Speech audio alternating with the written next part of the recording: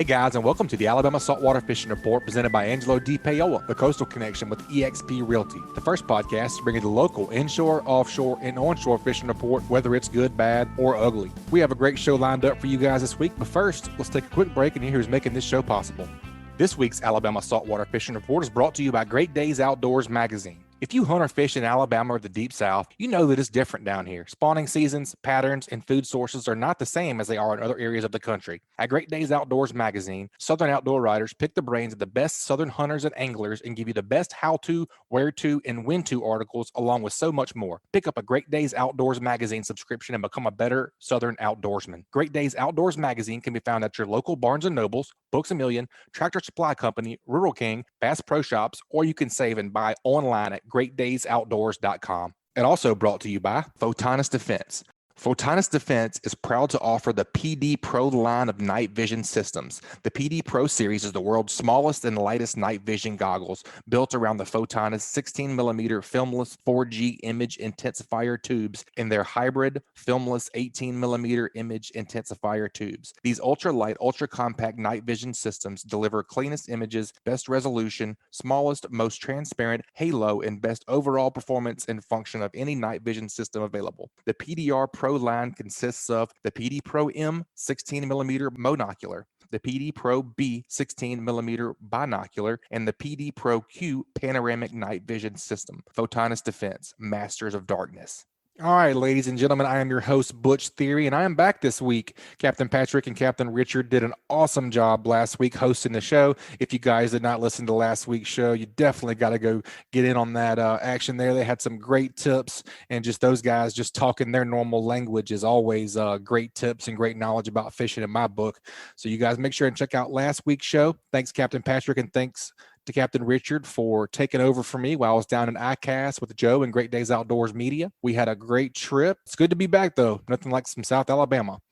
Before we get into the reports this week, I'm sure everybody's heard the rumors that we're getting close to our snapper quota. So let's go down and get the info straight from the director of Alabama Marine Resources, Director Scott Bannon. Welcome back to the show, Director Bannon. We appreciate you being willing and ready to always be open with the numbers. So let's hear it, buddy. What are we looking like? Well, it's great to be here, and just as a reminder, they're your fish. They belong to the citizens, and it's just my job to let you know how many are still out there to be caught. And we're having a pretty good season so far with the effort, in spite of the weather.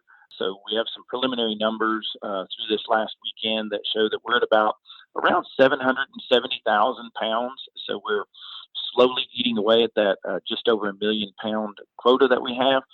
And so this time of year, we see a little change in the effort because people are gearing up to go back to school and things such as that. But also we see that the bite drops a little bit during July when it gets hot. There's multiple reasons why that might happen, but also the average weight starts to drop later in the year. People have hit those big fish early on in the year, and so now they're just bringing in some smaller fish. And so since our quota is done in pounds, that impacts the number. So you may have the same number of anglers, same number of trips, but the pounds are lower for the weekend. So it looks like things are going pretty good. I think we're probably going to get another couple of weekends, this coming weekend for sure, and probably the next weekend after that. And if we go any further than that, it's going to be a little bit of a challenge because, again, people are back in school and focused on other activities.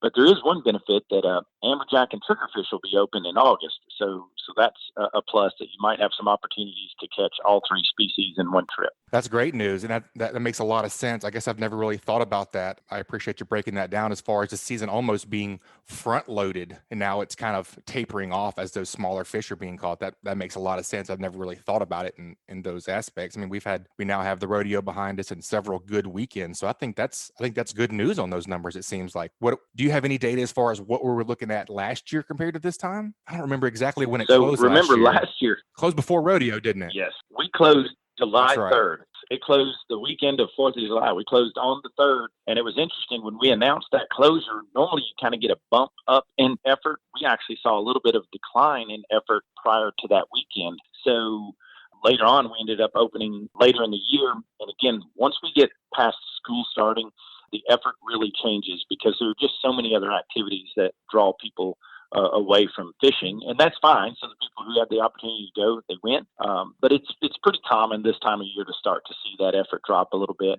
And I do also tell anglers that this year they say, hey, I didn't see as many big fish, and that's true. And we anticipated that, because when we look at what do we want to offer the anglers when they're fishing from Alabama, and we want to try and provide as many days as possible for people to fish. And so under the management plan that we're using now and the data we get from the University of South Alabama and Dr. Sean Powers and their guys, we can either have a trophy fishing fishery and you can fish a couple of days a year, or you can have more opportunities and you're going to see smaller fish, because those larger fish get targeted early in the season pretty heavily, but also those larger fish get lots of effort on them close to shore, within about 30 miles or so. So we're looking at, are we going to continue to see about a 3 to 5 year old fish on that reef in our research? And as long as we see that, we're going to be happy, and the stock is healthy. And further offshore, those big fish are still out there. Further off the reefs, those big fish are still out there. But you're just not going to catch as many of them close to shore and closer to those reefs. But we have confidence in where the stock is, and I'm willing to make some tough decisions if Dr. Powers comes back and says, Scott, there's a need to be concerned, and we'll address it. So that's the benefit of state management, is we have year-to-year data, and we have the ability to make week-to-week decisions. Absolutely. That's a huge deal, and that's what we need. That's what we want. And so we finally got it. And what about snapper check? How are we doing on those numbers? Are people participating pretty well? It is, and believe it or not, the numbers kind of went up through the season a little bit, just anecdotally or from Scott's view of the world. Some of that is, as you get later in the season, it is your more consistent anglers and more, Sure. I'm going to use a terrible term, educated angler, but people that understand and follow the system. So they're more invested, and so they make sure they're reporting and things like that. Early on, you get a lot of people, and they don't fish as much. It may not be as involved in the fishery, and so we get a few that I think that skip it, but our reporting rate has gone up a little bit. Started out in like the upper 30s, and now we're at about 50%, and that's about where we've been for most years. And as I tell people, I said I would love for it to be 100%. That way we know everybody's participating and invested in what we're doing. But it's pretty repeatable, to use, again, probably a terrible term. From year to year, we've been very consistent. And so as long as we have a consistent fishery, that is helpful. We still want people to report and get those numbers. And again, I want to use the best numbers that we can.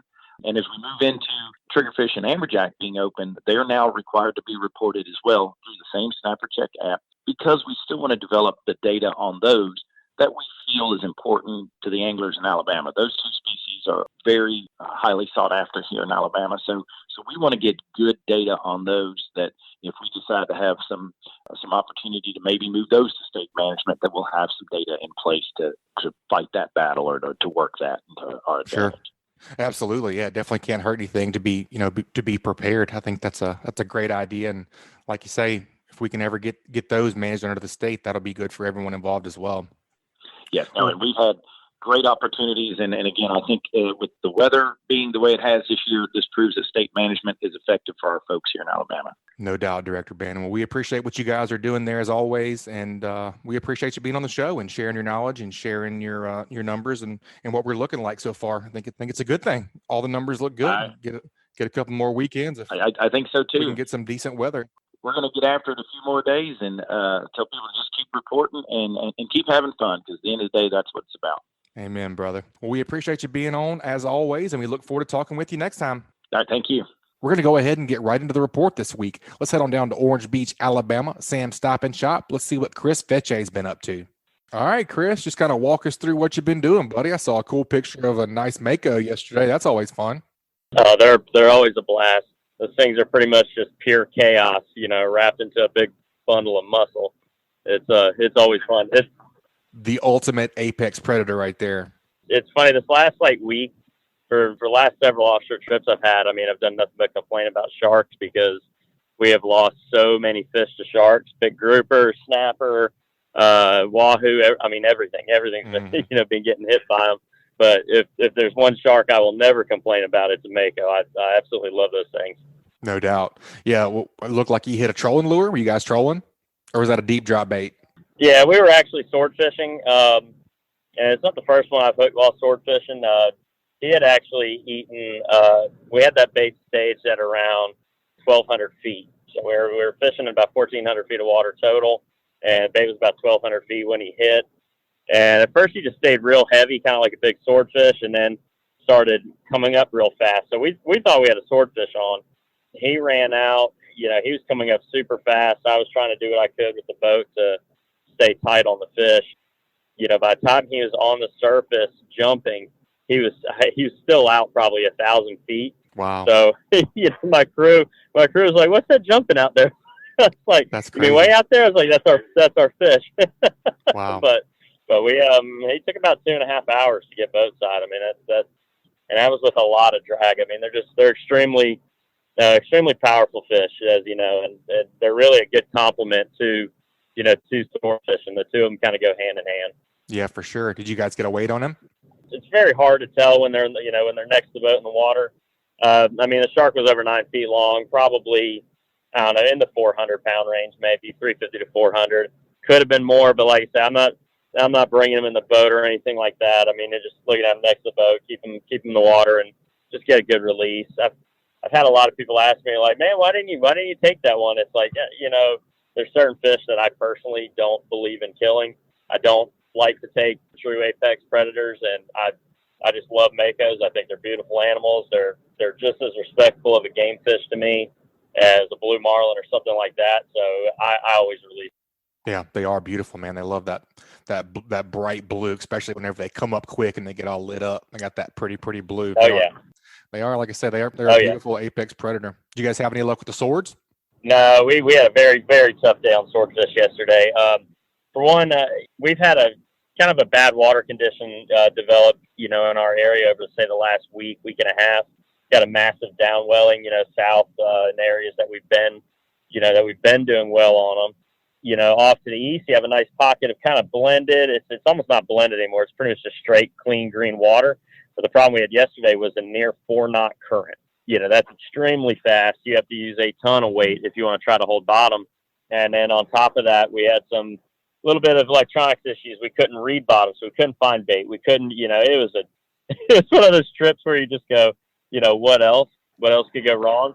So we just fished by numbers, and it's not the first time I've done that. Just fished by productive numbers. And I think that, one of the main problems was trying to not marking bait, which we've talked about swordfish enough, both on this podcast and in articles I've written, that my first thing I want to do before I drop a bait is find bait. And hey, pause a second. I got a lot of, I'm here at the toll booth.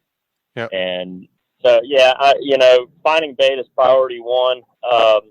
I kind of talked about that a good bit in, the article I wrote for Great Days Outdoors for this month's issue. And not just my word, but in that article, besides my input, I have all the input of Captain Adam Peoples, of course, from One Shot Charters, Shane Toole from Necessity, and pretty much all three of us, along with pretty much any other experienced sword fisherman, agrees. You got to find bait. Not being able to read the bottom and having those issues with the transducer, that kind of, that might have set us back a little bit. Well, like I said, I've been plenty successful in the past, just fishing by the numbers, but I think the current is what really held us back more than anything. And I just think that coupled maybe with the full moon and just the bad water conditions we're having, just, maybe the bite was just shut down. But, we didn't we finished it. We put in an honest effort. We were rewarded with that big mako, of course. Crew did good and everything, fighting the fish, getting the fish boat side. And then after that, we did a little bit of trolling out there, the fads, just a couple of the ones furthest north, and then hit some tile fish on the way home, just put something in the box, came on in. How's the water out there at those fads? If you go a little bit further south, like I say, we were at pretty much the far northeast fad. If you go a little further south, there's a little bit cleaner water. They had the Mobile Big Game had the limited tournament this past weekend, and pretty much all the boats I think that did well fished around some of the fads. But the water conditions are, I would say, deteriorating. It is getting a little bit more green than blue. That coupled with that extremely hard current, I don't know what that's going to bid for in the upcoming week or so, but we'll see. Really need we need another push from the south. That loop current's kind of moved out again, of course, but that's kind of typical this time of year. For sure. I know some guys that really good on those fads. It's really good to see those things holding fish, man. We kind of knew it would, but it's still kind of one of those things you're like, all right, well, maybe we got to watch those. And I saw several blue marlin being caught on this past weekend, so that's a really good thing to see.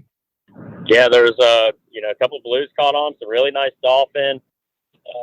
some wahoo, a lot of blackfin tuna. There were a lot of big yellowfin out in open water down there near the spur yesterday. They're very sporadic. They would be exceptionally hard to set up on and target. I've always loved targeting those open water tuna when they're actually coming up in flurries, because you can effectively run and gun, deploy live baits, get right on top of them. When they're real sporadic like that, like when you see one bust bait, way the hell over there, and then one pops up a few hundred yards the opposite direction of that one, it's very hard to set up on this fish. You almost have to just put out a couple of live baits and bump troll for them. But I think if you had put in some time, you probably could have caught one yesterday, but that's just not what our focus was on. For sure, man. There's nothing like a good open water, big old giant yellowfin blowing up. But you're right. It also can be very, very frustrating. Especially if you're trying to troll. All right, get them in. Let's haul butt. And then you get up on plane and you get over there and they're gone. And you're like, all right, they're over there. And then you get up and roll. And it could be really, really frustrating. Well, and one of the things that like how I always set up on them is, most people, when they see them out at distance, a lot of guys want to troll up to them. They try to troll around the perimeter, and those open water fish just don't work like that. They're, you'll pick one up here and there, but a lot of them are going to sound. A lot of them are going to go deep. And what I like to do is have, 2 or 3 live baits already pegged on hooks. When you see them come up, on a flurry, you've just got to jump up on plane, run right at them. Don't come off plane until you are on top of them, and at the same time, you bail those live baits over. And the fish are usually going to go down, but in that kind of chaotic moment where they're up top feeding and you have the commotion of the boat, you bail those live baits off. There's a big advantage for those fish at that point. And in most cases, if they're still up top feeding when you come on top of them, they will hit those live baits. And when they don't, then you want to send a couple down deep real quick, just clipped on lead weights, just bomb them down there as quick as you can. Man, that's a great tip. I'm over here making notes. I like that a lot. It works. For sure. I got to get out, what's today? Monday I got to get out and caught some real nice scamp and some nice snapper. We ran into a nice line. I saw those. Yeah, I saw those big scamp you had. Those are nice. Oh man, it was delicious. Me and the wife had some last night. It's hard to beat. That's probably the best fish. That's probably the best eating in the Gulf, in my opinion. It's up there for sure. It's I've never pulled up a scamp and wished it was something else. That's for sure. No doubt about that. But yeah, we ran into a good amount of grass, and it was kind of made up about 50-55 miles. Did you see any scattered grass over to the east that way? No, very little. I know just from reports from customers in the shop this week or weekend, there definitely was a lot of scattered grass further south, like around Fad 3 and some of the ones further out. But where we were, kind of at the top of the spur, there was very, very little grass to speak of. Well, man, since we're talking about scamp and grouper and snapper a little bit, let's head on down to the bottom. I saw where you had just been out recently with some really nice grouper too. About how deep were you guys fishing, and just kind of walk us through what that looked like. For the last few weeks, and those last couple bottom trips I had, I actually moved up shallower, complete opposite of what I would typically do this time of year. But I was fishing out in, say, 220 to over 300 feet. This last week, I fished in anywhere from 180 to about 220. And the grouper bite in that range on natural bottom down like southeast of Perdido Pass, man, the grouper bite was outstanding. A lot of nice gags. We caught a really nice, bonus black grouper, true black, which you don't see many of them, in our area. But we caught one that was probably in the, low 40-pound range. That fish actually got us rocked up pretty good. Yeah, it got us rocked up pretty good, and we managed to get him out. But yeah, there's a lot of solid grouper, on that natural bottom in that 200-foot range. The key to it definitely is fishing heavy. When you're on those big rocks, especially, you got to fish heavy tackle.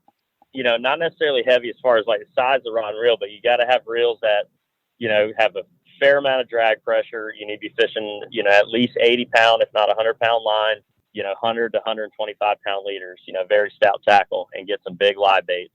High retrieve too, man. High gear ratio is pretty important too. I like the ones that, you can kind of get in 4x4 and then switch over and get it up quicker. What's your favorite setup? My favorite reel for bottom fish is probably, bang for the buck, the Penn Fathom series, the lever drags, both the 25 narrow and the 40 narrow. And the reason I like the narrow frame reels is they balance far better than a wide frame reel. When you're cranking on, those things not going back and forth as heavy. Mm-hmm. They almost self level. The line will only pile up a little bit before it actually starts, sliding off to the other side on those narrow frames. But both those reels possess plenty of drag pressure. It's a single speed reel, which I like single speeds for bottom fish. I don't care for 2-speed. I want a reel that has a good combination of speed and power. Those reels have, just about the perfect amount of both, and nobody gets caught messing around. One of the things I see, especially with novice anglers who aren't used to 2-speed reels, is they shift it over in a low gear, and then when they need that high gear back, you're fumbling around over there trying to get it. You're slacking your line. In a lot of cases, you end up losing a fish. I'd rather just one gear ratio, power, speed, turn, pump and wind. If you can get the handle turned, get 5, 6, 7 short pumps on that grouper from the hook set, you've moved him 30 feet from his hole. He's not getting back. You know what I mean? Mm-hmm. And last thing I want is somebody messing with that 2-speed function and, a fish coming off or something else. So. Yep. Agreed, man. That's a great point. You said something I'd like to go back to. A lot of people, especially, I think snapper are a little bit higher in the water column, or I prefer to fish them up a little bit higher. But like grouper, I mean, I'm pretty much bouncing my lead or my jig right on the bottom, or just a little bit off. Like you're saying, you get wrecked a pretty good bit. What would you say the best technique is for trying to get that grouper out of the bottom? What do you do, Chris? I mean, for one, you got to pay attention. Are you talking about like if he gets you rocked up, or are you talking about from the hook set? Yep. I mean, just both. I know sometimes, you can feel it. It feels a little bit different. And sometimes, you can feel that lead hang up, maybe give it immediate slack and try and bounce it out of there. And then you can reel up a little bit and get it out. But if you get a true bite and you get wrecked and there's a fish, you can feel the fish, giving a little kick down there and he's on. What's your best strategy to get it out? I mean, first thing you want to do if you get rocked by a big grouper is put in free spool. I think most of the time you have this image in your head that this fish has gone in this deep, dark cave down there. That's not usually what it is. He's usually just got his nose stuck up under a rock or something. Yeah. Well, and if you watch what they do, especially when you land them, is that fish's instinct is he gets under even just a little overhang, any little edge of a rock, and he flares out his gills, he pushes out his fins, he bloats himself up, and he basically creates a vacuum of himself, from the outside water in that rock. So it's very, very hard to move. It's like, it'd be like trying to pick up plywood off of a mud puddle. There's a suction there. And so the first thing I do is I free spool, get the fish to relax. Sometimes he'll relax and he'll swim out. If he doesn't after, say, 20 seconds or more, you don't feel the line starting to move out as that fish moves out, put the reel in gear, you reel down tight on him again. If he's still hung up, I'll usually try to free spool a second or even a third time. If he doesn't swim out by a third time, I'll put that reel in gear. And I mean, you only have one option now, and that's to reel down, get your hand on that spool so you can put some extra pressure and try to yank him out. And in some cases it works. It worked on that big black grouper this last week because that's what happened. He got wedged under a rock, and after the angler had tried free spooling, he kind of looked at me and be like, what do I need to do? And it's like, look, we got to reel down. We got to just pull him out of there. And as long as he's got his face somewhat obstructed or free of obstruction from that rock, you can usually yank him out if you have heavy enough line. But that's where that need for that 80, 100, 130 pound, main line comes from, is if he rocks you up, you got to yank him and the rock up. You know what I mean? Yep. It's, for sure. It's all about superior firepower when you're grouper fishing, and they have a lot of advantages. You got that big broom tail, and if they get in a rock, you've got to have enough power to pull them back out. Yep, for sure, man. I couldn't have said it better myself. I'm usually pretty dang good at getting them out. I don't know if I'm like a grouper whisperer or something, maybe, but I kind of got, you can get in the zone sometimes, and it'll surprise you how many you can get out. And sometimes if somebody gets absolutely. Somebody gets hung up and they're like, man, I can't get this one out. I'm like, well, let me see it. And I can usually get it out, man. You can feel so much better when you're, you know what it is? One with the fish. You know what I mean? You know what the actual technique there is though, right? What's that? It's a confidence thing in your head. Yeah. It says, when he gets rocked up being like, man, I lost him. I'm just like, well, I guess I got to yank him out of there. Yep. And that's pretty much the mindset you have to have. Just pull on him as hard as you can sometimes. And a lot of times you can get them out if the free spool technique doesn't work. But keep in mind with what you just said, you just set yourself up to lose like the next, I don't know, 20, 25 grouper that you hook. Dang it. Well, let's hope not. Let's hope Yeah, they let's forget. hope not. By the next time I go, let's hope they forget that I've said that. We'll see about that. No doubt. Well, man, that's a great segment, Chris. I really appreciate your contribution as always. That is definitely an awesome article. You guys can just Google techniques for catching swordfish day or night, or pick you up a copy of the Great Days Outdoors magazine. That'll be in August, right? That's correct. Should be a few days. Awesome, man. Well, it is online at greatdaysoutdoors.com. Definitely appreciate your contribution on that article as well, man. It's top notch. I learned a lot. Always going to learn a lot from you. I appreciate it. All right, man. Folks want to come up with you and get a grouper set up over at Sam's. What's the best way to get in touch with you? You can always, of course, you can always come by the store. We're open 7 days a week from 5 a.m. to 10 p.m. Or at least until Labor Day. Then we start closing at 9. All else fails, give us a call, 251-981-4245. You can find us on Instagram at Sam's Tackle OB as well. Usually call or come by. I mean, we love to talk fishing. Awesome, man. We appreciate it always, man. You guys go see Chris and Dusty over at 27122 Canal Road, Orange Beach, Alabama at Sam's Stop and Shop. Until next time, Chris, we appreciate it, buddy. You guys stay safe over there. All right. Thanks for having me. All right, guys, that's a great segment. Let's take a quick break and hear from a couple of this week's sponsors. That segment was brought to you by Foster Contracting, Fortified Roofing Pros. Do you need a new roof? Do you have wind or hail damage? You may qualify for a free roof. Foster Contracting will inspect and provide you with an estimate, stress-free, and they will handle your claim with your insurance. Your roof is your first line of defense this storm season. Sit back, relax, and enjoy your day. Foster Contracting has you covered. Check them out at www.fortifiedroofingpros.com or give them a shout at 251-447-2978.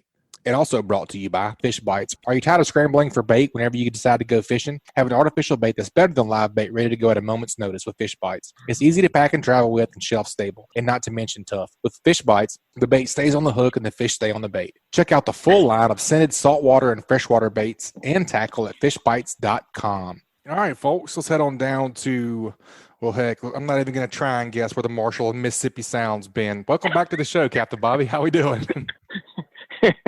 I thought you lost my number there for a little while, man. I know it, man. I took a little break. Me and Joe went down to Orlando, and ICAST was, man, it's crazy. If that's something you've never done. Oh, ICAST. Oh, yeah. That was last week.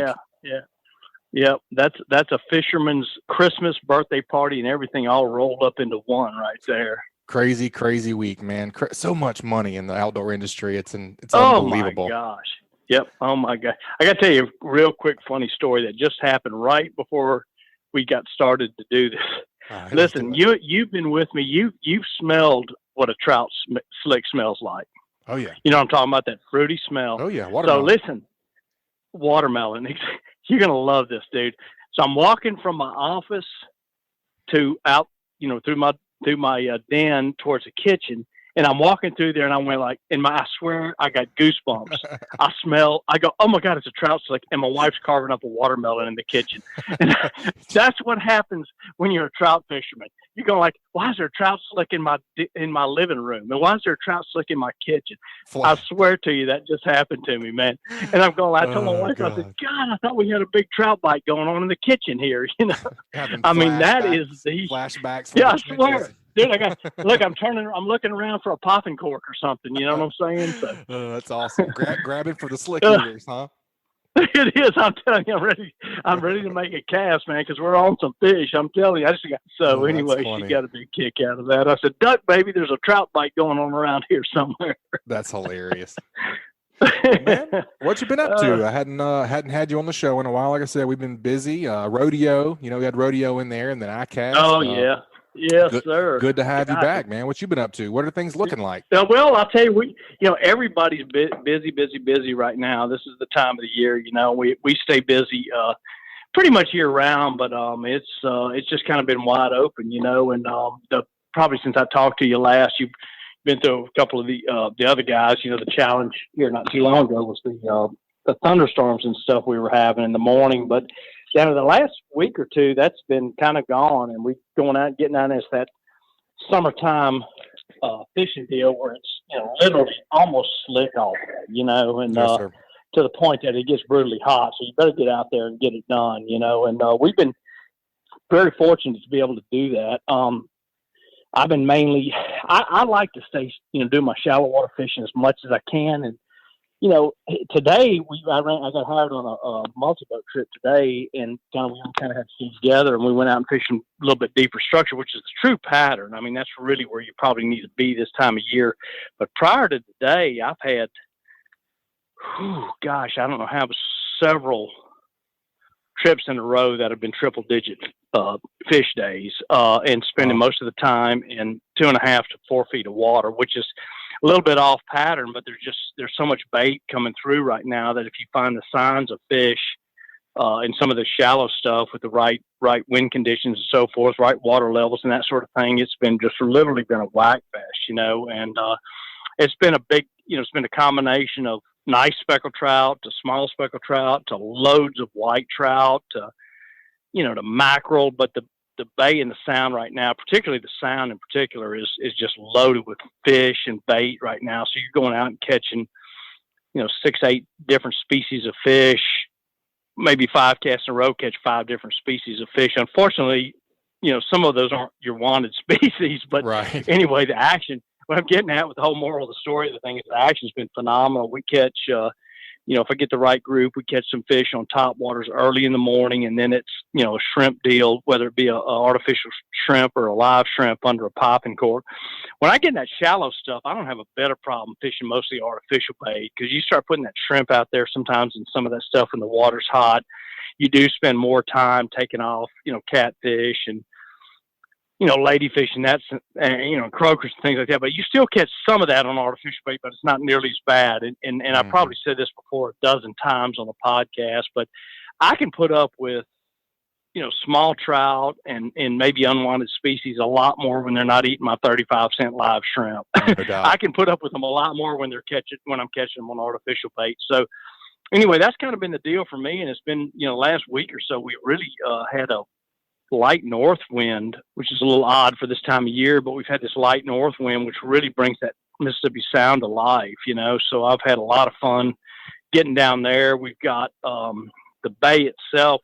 I ran a few trips a week and a half or so ago when we had kind of a westerly component in the wind, and we went up the bay a little ways and fished, and from about Gilliard Island up, the water's getting pretty muddy. We got a slug of fresh water coming down, but from Gilliard down, the water looks pretty good, and the fishing was good. Had some real good trips out that way, and it's probably like if we don't keep getting slugs of fresh water coming down from the upstate rivers, it's probably not going to be too much longer. We'll probably start exploring a little bit further up the bay, and that sort of thing, because we're going to start getting some west winds again. It happens every year, so that side of the bay does really well. But anyway, in the meantime, everything's been really good down, down through the Sound and down towards the island and that sort of thing. The action to me has just been incredible. It's just amazing how quickly a morning goes by when you're literally catching fish literally almost as fast as you can catch them. You have very little downtime, so that's just a lot of fun to me. That's one of the aspects of guiding and even being a trout fisherman that I really like. I just love that action deal, I just love that kind of thing going on. And I take experienced anglers, I don't care who you are, man. If you're an inexperienced angler or a guy person that's been fishing for a long time, I don't know anybody that doesn't like catching fish, No so it's kind of fun. It's kind of fun to see all that action going on, and that's what I enjoy, But yeah, so it's been good, man. Water clarity is good. We're going to cycle into this nip. I think cycle through the nip here in the next couple of days, and doesn't really affect the bite. The weather's the big factor, and we've been lucky to have some pretty good weather here lately. So again, just kind of getting back to where we started, man. You want to get out there and get it done early because it gets hot, and then you start dealing with these thunderstorms in the afternoon. So want to get out there and get her done. Yep, for sure. Seemed like last week and the week before, Richard and Patrick were kind of singing the blues a little bit on the water clarity, but he said that wasn't really affecting them that much. What was you said the bay, kind of south of Gilliard was good. What's it look like over in the Sound and all? The Sound's good. It's kind of odd. There's some little patches of areas in the Sound even that have, water that I probably wouldn't be that crazy about fishing in. And then you'll run for quite a ways of some really pretty what I call inshore water, just that clear gleam, and I don't like it too clear, but it's that green, clear water where I can easily see my trolling motor. We caught 2 triple tail today. Nice. I was able to see them down. They were on believe it or not, it was like some kind of duck decoy somebody put out. I assume it was like a fad, but yeah, I hate it if they're listening to us, but we whacked a couple of blackfish off your duck decoy. Sorry about that, bud. So, yeah, sorry about that. But anyway, we caught one and then pulled back up, and we're going to catch the other one. And the fish sounded a little bit, and he was, probably 3 feet down, and I could still see him. So that'll tell you how clear the water was. And that's pretty clear for the sound, So, anyway, that'll tell you what kind of clarity we were dealing with, Matter of fact, one of them was tagged. I got to figure out, cool. I'd like to find out where it was tagged and so forth. And it's still alive, by the way. We let them both go. Oh, nice. Do you have a designated rod, like for triple tail this time of year with X on it? I normally do. I didn't have it today. I normally keep one apparently like a heavy backboned spinning rod with just a hook on it is what I like. But I didn't have it today, so we just put it on one of the popping cork rods, and it worked perfectly. But yeah, I like to have one. The ones we had today were, I don't know how big they were. They were, I don't know, 8 pounds, maybe 10 pounds or something like that. But I like to have one if I see one that's like in the 20 or 25 pound range.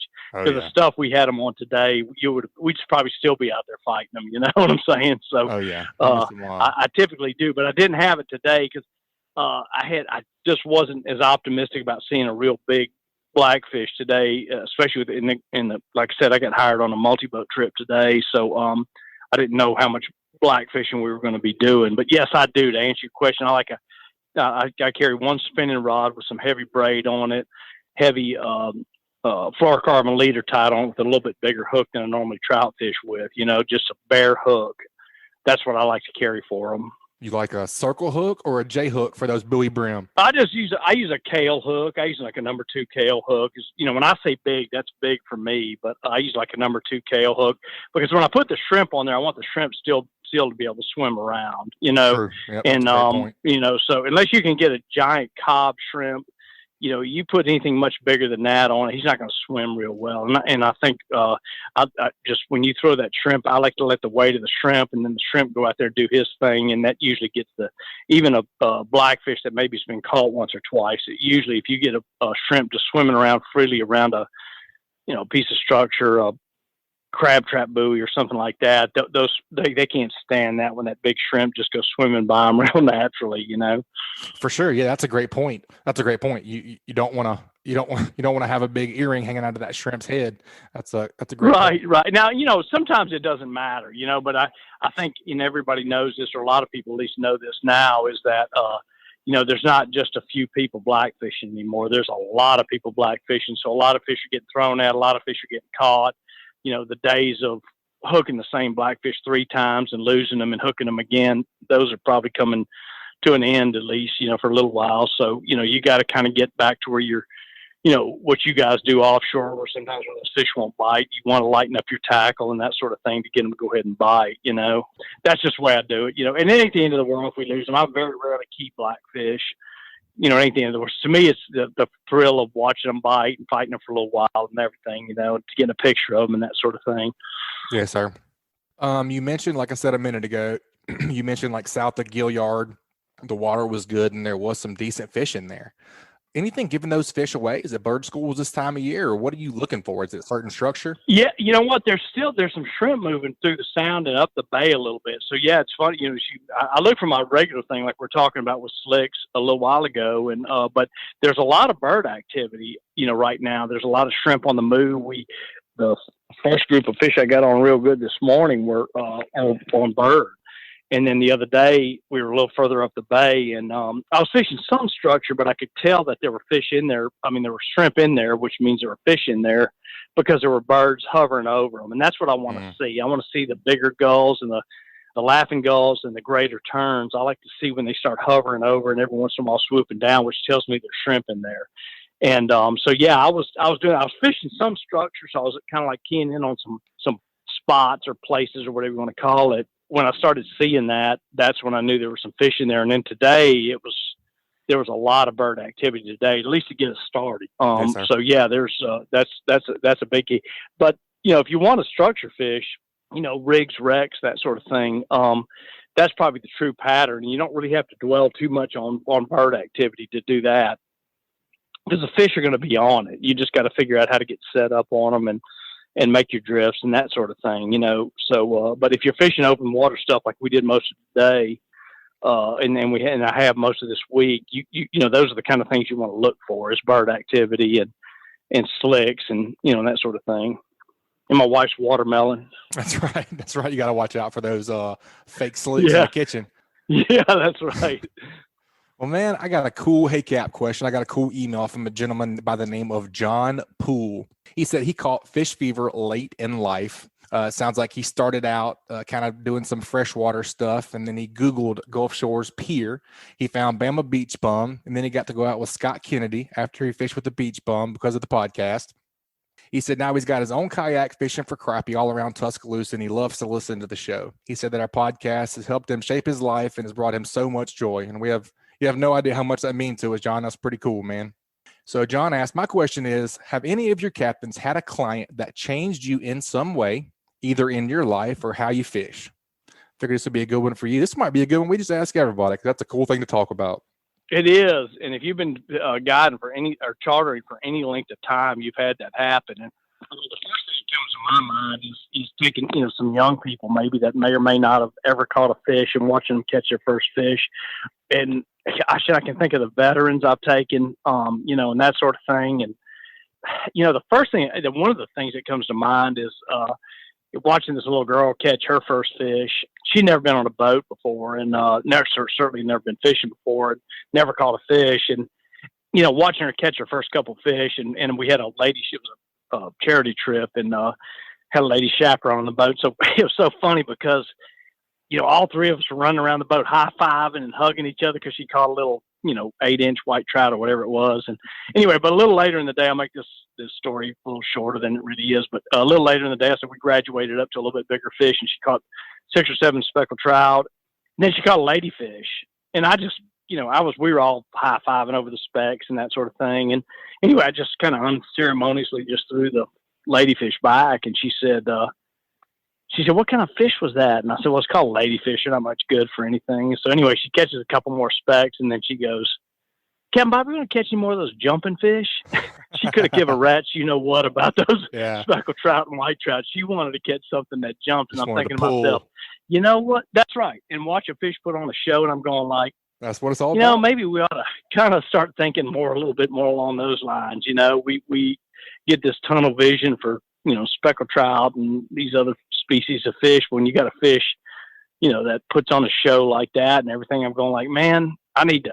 And I can remember, growing up, I would catch ladyfish on the beach till literally have blisters on my hands when I was a kid. Yep. That was the coolest thing in the world. The point I'm making is I don't want to be a ladyfish guide, but the point I'm making is there's probably we need to probably think back a little bit about what's really fun about fishing and that really that's probably one of the things that I guess when people ask me about it that I really remember. But we could go on forever. I mean, I keep thinking about all these other different stories, but that was one that really sticks with my mind. I like it, man. And that's a great point because, and I'm not saying that this doesn't happen or you just have to be cognizant of it. Joe and I were talking earlier, actually, just about kids and, raising them. And, both of us have young children. So we're just trying to figure it out too. Sometimes, I mean, whenever you're getting kids into something, like if it's hunting, they just need to shoot a bunch of stuff, whether it be squirrels or whatever. They don't want to go sit in a shooting house or sit in a boat for 3 to 5 hours roasting while you try and catch your one speckled trout. They need to go put the hammer down on some ladyfish or some white trout or whatever. So sometimes you just got to make it a little simplistic, That's right. And we got to get over that as adults a little bit and go, get back to our kid, I guess the little kid in us or something, and I go like, exactly what you're talking about, whether, any aspect of the outdoors, is get them where they enjoy, and that, that was so, I don't know how long ago that was. That was a long time ago. And I still, every time somebody asked me about that, same thing, kind of similar question I was just you just asked that's the first thing that comes, that's probably the first one that comes to my mind. I'll go like, gosh, Yep. I can that's remember awesome. when I was her age, going like, gosh, riding my bike to the beach, just praying there'd be some ladyfish or bluefish down there, Yep. And if I caught a speck, that was all great, but I could go down there all day, until my mother would finally come down there and go like, you got to come home, So Yep. anyway, but That's awesome. yeah, so that's a great question, man. That's It a is. cool question. Yeah, I'm gonna have to keep that one around to ask some of the other captains. Oh yeah, everybody's gonna have you're gonna hear some good stories, man. You're For gonna hear sure. some good stories. Well, You've Mr. got John, some good ones, I'm sure. I do, man. We did. Yeah, I've had a lot of different customers on the boat in the past 20, 25 years. Man, that's a great question, Mr. John Poole. Thank you for submitting that Hey Cap question. John, make sure you email us at alabama@bestfishingreport.com with your shipping address, and we'll send you out those Pure Flats Slick Lure Care Package. Captain Bobby, if folks want to get up with you and book a trip, what's the best way to get in contact with you? A-Team Fishing, all one word, is my website. That's the easiest way to do it, ateamfishing.com, and it's got our contact, there's a little contact us tab on there, and you can get us either on the phone or just fill out the little form they have on there, and let us know when you want to go. And, man, believe it or not, and I know it's when it's 150 degrees and humidity's through the roof, too. It's hard to think about fall fishing, but I'm already getting calls for fall fishing, so if you're thinking about doing some of that fall fishing, it's not too early to give us a shout. Yep, it's coming up quick, man. Joe and I are doing some It does, planning. dude. It comes up quick, man. Yeah, we're doing some editorial planning for the next coming up months in the Great Days Outdoors magazine, and we're planning food plot articles. I mean, it's coming. It'll be here before you know it. It does, man. All right, Captain Bobby, we appreciate the report as always, and we'll talk to you next time, buddy. Make sure you keep whacking and be safe All right, out there. Butch. Thanks, man. Thanks for having me on. All right, folks, that's another awesome inshore report from Captain Bobby. Let's take a quick break and hear from a few of this week's sponsors. That segment was brought to you by CCA Alabama. A great way to support conservation projects like the Claude Petit Flounder and Speckled Trout Hatchery and the University of South Alabama Cobia Tagging Project is through the purchase of a distinctive CCA Alabama saltwater fishing license plate. And also brought to you by KillerDock. As anglers, we put a lot of time, money, and passion into fishing, but most of us do not have a fish cleaning station that we are proud of. Many of us are suffering from dock dysfunction. A rotten table with rusty metal, this is just no good. But the dock enhancement that we've all been waiting for is finally here. KillerDock uses marine-grade aluminum to make fabulous fish cleaning tables and stunning canopies that will keep us out of the sun. KillerDock combines durability, function, and design to uniquely upgrade your entire dock experience. Visit KillerDock.com to see more. All right, ladies and gentlemen, last but certainly not least, the last report of the day coming from Captain Scott Kennedy over at Whistling Waters Kayak Fishing and Outdoors. What you say, Captain Scott? How you been doing, buddy? Been doing good, Butch. I've been staying busy, staying out there and sweating my butt off lately. But we've been catching some fish, so it's been good. It's been a little warm. Yeah, it's definitely been hot. It doesn't look like we're getting any relief anytime soon. Nope, it is definitely summer in the South, Cap. You can believe that. Oh yeah, but I tell you, the fishing has been pretty good for us. I've done a little bit of everything this week. The grass seems to finally be kind of letting up off the beach, so we've gotten off the beach a little bit, done some pompano fishing, done some wade fishing, and done some kayak fishing inshore, and both of them have been pretty productive for us. So it's definitely been a promising week. If you can suffer through the heat. Awesome. For sure. That's what Captain Bobby was just saying. He gave the report right before you. Basically, his tip was get in early and get it done early because it's going to be hot and it's going to be some thunderstorms. So get it in early and often. Yep, and that's been the key. Every time I fish, I'm out there. I'm getting ready to head out before first light, and I'm usually at my first spot, fishing just as that light switch kind of flips, and you can start to see what you're doing. So that's I would have to agree with Bobby 100% on that one because it has been the key. And then of course, the pop-up thunderstorms have been killer lately too. So definitely early is the way to go. That seems to be evening out a little bit, the thunderstorm situation. Yep. But like I said, fishing's been good. Kind of started this week out. This past weekend we were out there doing some pompano fishing. Like I said, finally got a little relief from the grass. Prior to I'd say probably this week, last week, that grass has just been awful, and I'm sure anybody that's been out in the surf will kind of attest to that. It's that June grass and the sargassum and everything else has just made it, almost impossible to fish out there. Yep. But this week Yep, I would say I would say the past, month and a half, everybody's been singing those same blues every time I check with you and Dusty and my regular guys that are beach fishing. So that's good to hear. That's have a little reprieve from that grass, July grass now, I guess, huh? Yeah, definitely. Don't get me wrong. There's still certain areas that have a lot of grass. Like I've noticed a lot of the guys fishing kind of around Gulf Shores and like West Orange Beach. They're still, talking about, there still being plenty of grass. But every report I've seen from Perdido Key down through Pensacola Beach has been clear. And, I've been doing a lot of my fishing down around Fort Morgan. And I mean, it's outside of just like the tiniest amount. I mean, there hasn't been any grass, not enough to affect us one bit. But, yeah. Good news. And it's been calm too. It's been flat calm the past couple of days, which is always nice. I get to go lightweight. I try not to throw real heavy pyramid weights if I can get away with it. And I've been able to, use 2 to 3 ounce weights, get those to stick real well.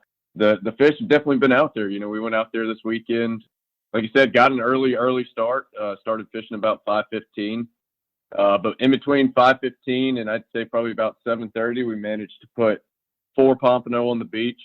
And that's, we missed probably another 3 or 4 that just, they were wanting to jump on us. And that was what kept getting me. I would think they were ladyfish or something, and you'd see them jump a couple times and then realize that ladyfish was a little too broad. And, right. We lost quite a few of them, but they're definitely out there, and kind of got me curious. I got back to looking at some of my logs from previous years, and it seems like this couple of week stretch here at the end of July, past 2 or 3 years, I've had real good luck on the pompano. Definitely not what we get in the spring, but like I said, we walked off the beach with 4 pompano and a couple Spanish. Big whiting too, so they're definitely out there, and the grass is gone, so it's been good for us on the beach. What was your setup, Scott? What kind of rigs were you using, and what were you using for bait? And then were you casting to Cuba, or were you kind of staggering them out, or just kind of walk us through your setup if you don't mind? Yeah, so I of course I started out the morning doing the same thing I always do.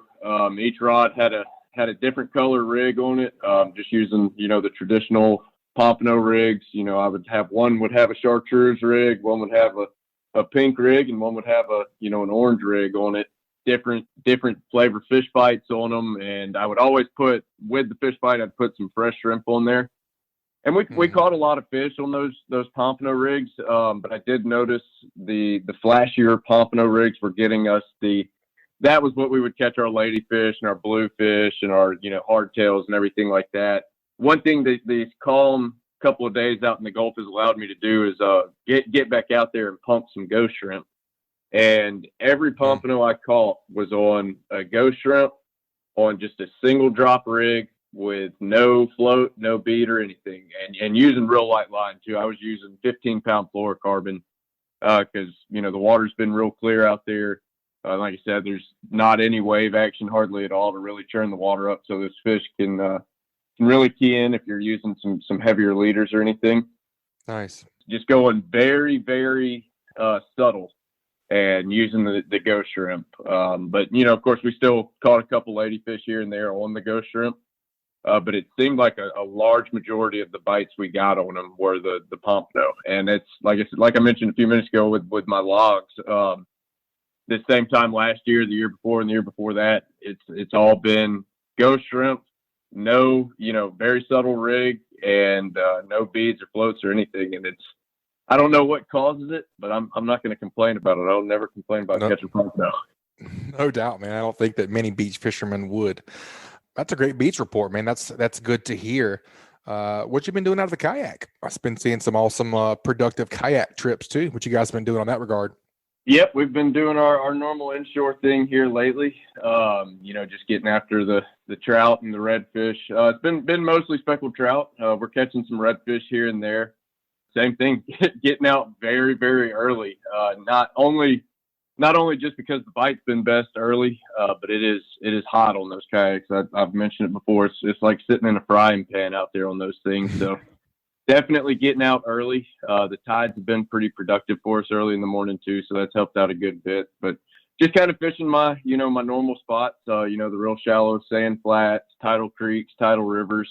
And yeah, we've been, my theme with these inshore trips is, I always start out early morning top water. That is by far my favorite way to fish. If I can get a fish on top water, I'm a happy camper for the rest of the day. So just been throwing some bigger baits. My go-to has been the head-on one knocker spook, but we've caught fish on the skitter walk, the big size skitter walk. We've caught a few on the spook juniors and stuff, but there's been just a ton of mullet down in the south end of the bay where I've been fishing a lot lately. And I feel I've always thought that kind of bigger style top water, when you have that much mullet around, definitely helps out. And then once that top water bite kind of slows down, I'll pick up a Miradyne or a Yozuri or something.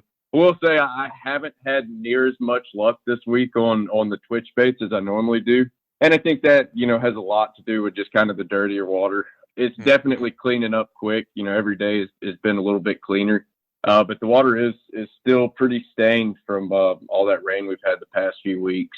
So if I haven't had the luck on the mirror lures, the twitch baits, then I'll pick up a popping cork and a good old live shrimp. And that has been what I have caught, outside of the top water. What I've caught most of my fish on this week has been just the good old live shrimp. And it's got to say it's not my most preferred way to fish. I like to fish fast and make a lot of casts, but it's tough to deny, how effective it's been the past week. And it's for sure. Got to do what you got to do. Yep. Got to do what you got to do. And good to bring some live bait with you right now. No doubt, man. That's a great tip, Captain Scott. That's a great kayak report, man. And it's good to hear that beach fishing is turning the corner, it sounds like. And I've looked at the weather. It's not going to be a whole lot of rain coming up. So hopefully, and Captain Bobby was saying the same thing, it sounds like things are cleaning up as far as water quality goes. So sounds like things are shaping up to have a good midsummer, late summer, good water clarity and good speckled trout, redfish, and pretty much everything, especially if that grass will get out of there. It'll be a beach fishing will be great as well. So that's great to hear. Oh yeah, definitely. Hopefully we're all rained out for the year, because I tell you, I'm looking forward no doubt. It's got to be empty up there, right?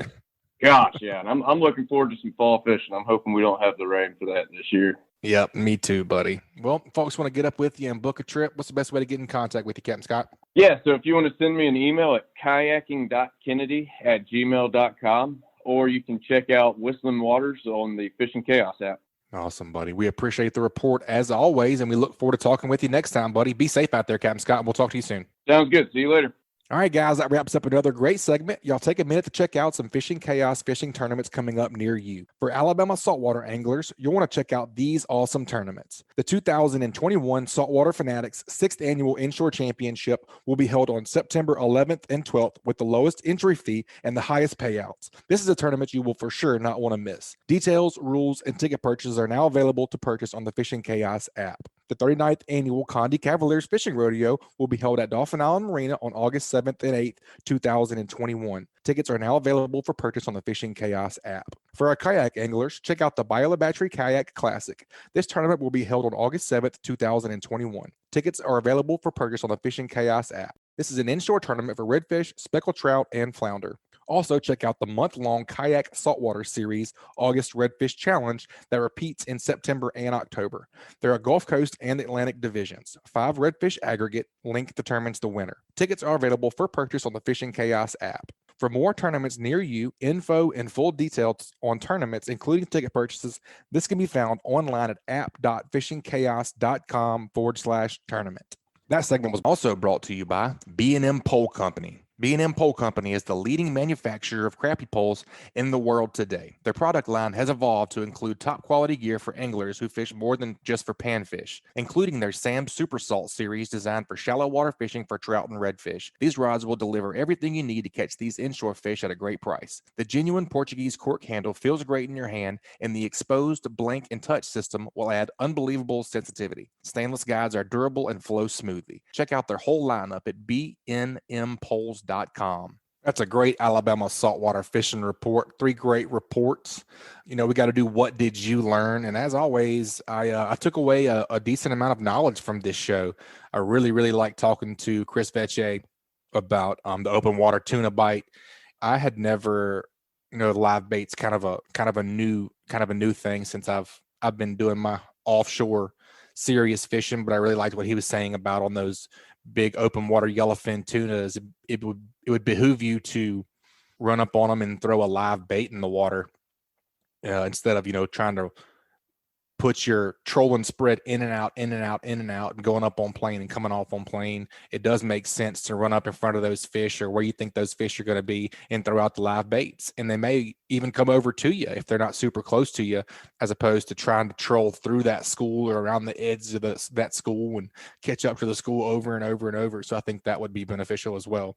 I also think that Chris was spot on with his getting the grouper out of the bottom technique there. I do the same thing, and you'd be surprised at how many fish you can get out of the bottom.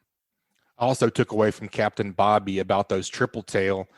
You really need to match your hook with the size of shrimp you have. If you have a smaller shrimp and a giant hook, even though you have a decent bulkier rod for those bigger triple tail, you got to match your hook up with your shrimp. If you've got a littler shrimp and a bigger hook, that triple tail is going to see that hook. And if that shrimp can't swim naturally or kick naturally, with that big hook in his head or tail or however you like to hook it, that's going to be an issue. So I definitely took that away from Captain Bobby as well. All right, that wraps up another great segment. And that What Did You Learn segment was brought to you by Dixie Supply and Baker Metalworks. Dixie Supply and Baker Metalworks are proud to be your metal roofing headquarters for over 40 years. Save time and money by buying from the most reliable manufacturer on the Gulf Coast. Buy it today, pick it up today. With the addition of their new store in Cantonment, Florida, they now have 8 locations to serve you. Dixie Supply and Baker Metalworks, your metal roofing headquarters. All right, folks, that's going to wrap it up this week. You guys, please subscribe, rate, and review wherever you listen to podcasts. If you'd like us to email you the podcast each week, just text the word fishing to 314-665-1767. Again, just text the word fishing to 314-665-1767. Subscribe to our email list, and we'll send you the new show each week. We'll see y'all next week. You guys keep whacking them. Be safe out there.